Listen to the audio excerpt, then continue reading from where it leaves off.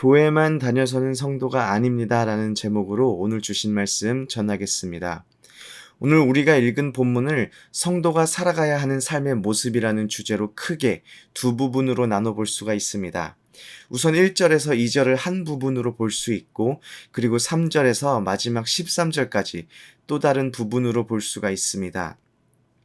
1절에서 2절은 성도 개인이 살아가는 삶의 모습에 대해서 말하고 있다면, 3절에서 13절까지는 성도가 공동체 안에서 살아가야 하는 삶의 모습에 대해서 사도 바울이 설명하고 있습니다. 우선 1절과 2절을 먼저 살펴보기 원하는데요. 1절을 보면 그러므로 라는 말로 시작합니다. 그러므로 라는 말이 있으면 전에 있었던 내용에 대한 결과나 결론에 대한 내용이 등장합니다.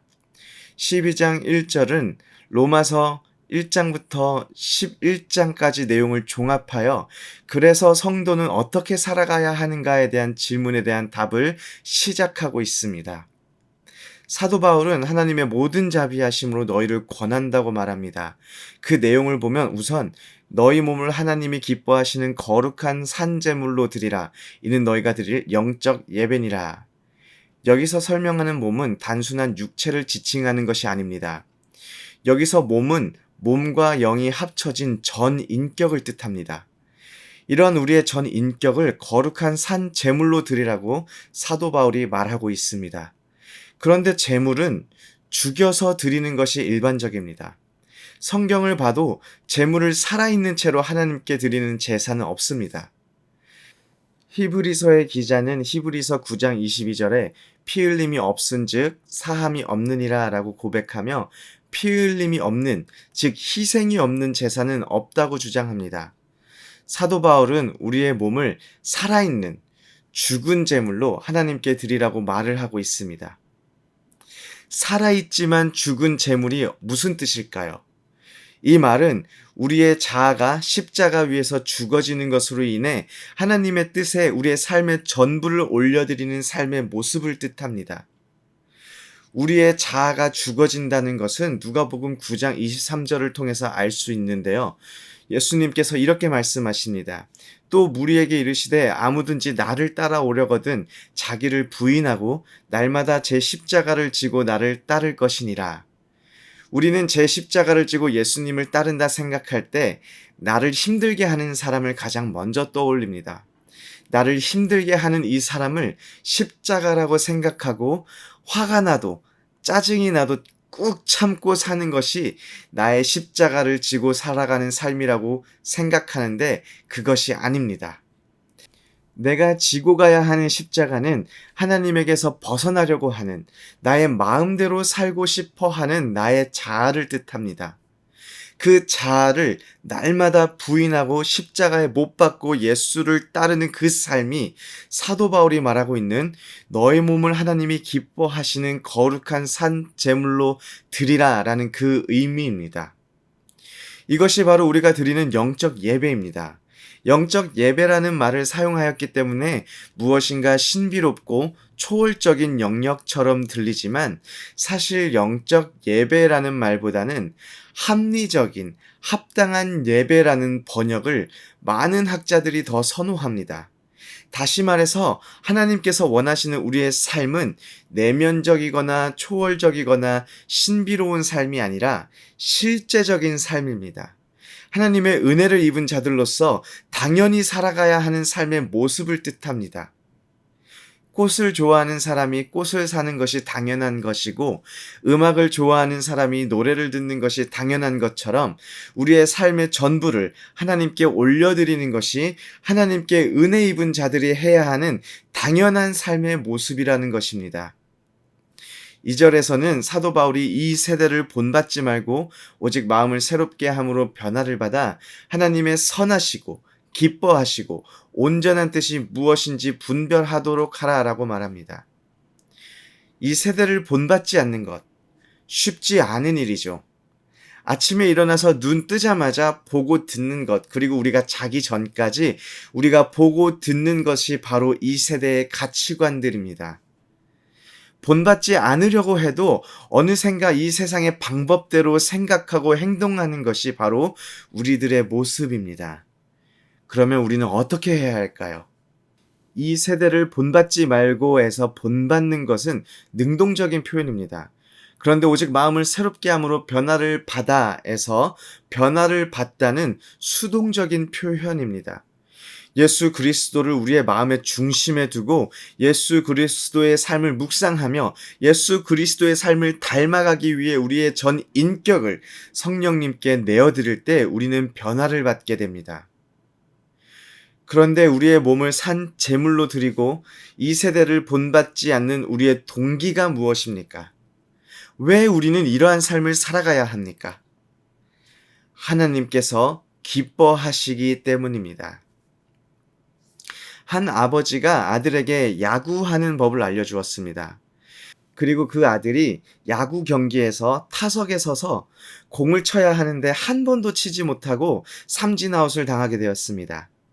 아들이 공을 치지 못하였다 하여서 아들을 향한 아버지의 사랑이 끊어질까요? 아들이 공을 치는 것과 무관하게 여전히 아버지는 아들을 사랑합니다.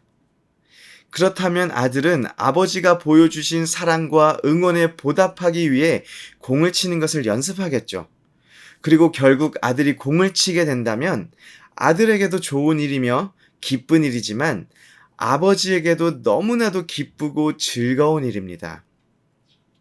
사실 아버지는 그 아들에게 야구를 가르쳐 주고 아들이 야구를 하겠다고 방망이를 휘두를 때부터 기뻐하고 계셨습니다. 이것이 우리가 성도로 살아가야 하는 삶의 모습입니다.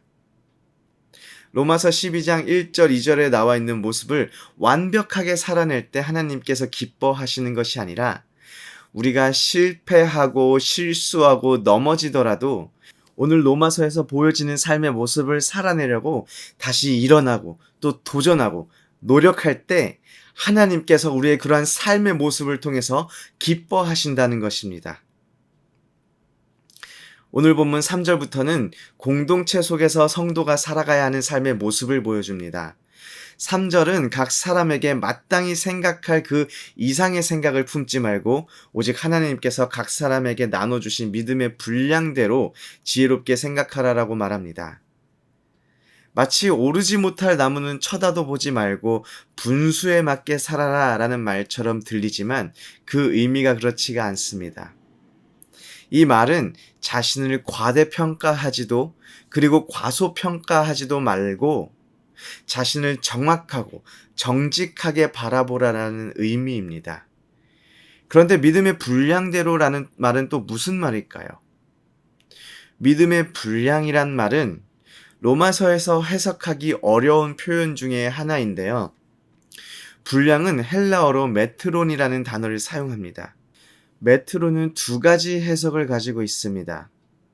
측량된 양이라는 뜻을 가지고 있기도 하고 측량의 기준이 되는 도구라는 의미를 가지고 있기도 합니다. 전자의 의미를 선호하는 학자들은 믿음의 분량이라 함은 받은 은사의 종류나 양을 뜻한다고 주장합니다. 후자의 의미를 선호하는 학자들은 그리스도의 복음을 뜻한다고 설명합니다. 무엇이 정확한 해석인지는 모르겠지만 저는 후자의 의미에 좀 더 마음이 갑니다. 즉 하나님께서 각 사람에게 나누어 주신 그리스도의 복음의 기준대로 지혜롭게 생각하라는 것입니다. 그리고 4절부터 구체적으로 공동체 안에서의 삶을 설명합니다. 우리 몸에 다양한 지체가 있고 모든 지체가 각기 다른 기능을 가지고 있는 것처럼 그리스도 안에서 한 몸 된 우리는 그 안에서 받은 은사대로 살아가야 함을 말합니다. 예언하는 자는 믿음의 분수대로 예언을 하고 섬기는 자는 섬기고 가르치는 자는 가르치고 위로하는 자는 위로 구제하는 자는 성실함으로 구제를 하고 다스리는 자는 부지런함으로 다스리며 긍휼을 베푸는 자는 즐거움으로 할 것이라고 말합니다. 그런데 갑자기 9절에 사랑에는 거짓이 없나니 악을 미워하고 선에 속하라 라고 뜬금없이 사랑을 이야기합니다. 우리가 공동체 안에서 지체로 살아가는 삶의 기준이 바로 사랑이라는 것을 사도 바울이 말하고 있는 것입니다. 고린도전서 12장을 은사장이라고 말합니다. 고린도전서 12장의 마지막 절에서는 너희는 더욱 큰 은사를 사모하라. 내가 또한 가장 좋은 길을 너희에게 보이리라 라고 말하면서 고린도전서 13장으로 넘어갑니다. 그리고 고린도전서 13장은 사랑장이라고 부릅니다. 가르치고 병 고치고 방언하고 통역하는 이런 은사보다 더 큰 은사가 바로 사랑이구나 라고 우리가 생각할 수가 있게 됩니다. 그런데 사도 바울의 의도는 그것이 아닙니다. 더 큰 은사는 사랑으로 행하는 은사입니다. 사람의 방언과 천사의 말보다 더 중요한 것이 사랑이라는 말이 아니라 방언과 천사의 말을 사랑으로 하라라는 것입니다. 예언보다 더 중요한 것이 사랑이 아니라 예언을 하여도 사랑을 가지고 하라라는 의미입니다. 공동체 속에서 성도의 삶의 원동력이 바로 사랑입니다.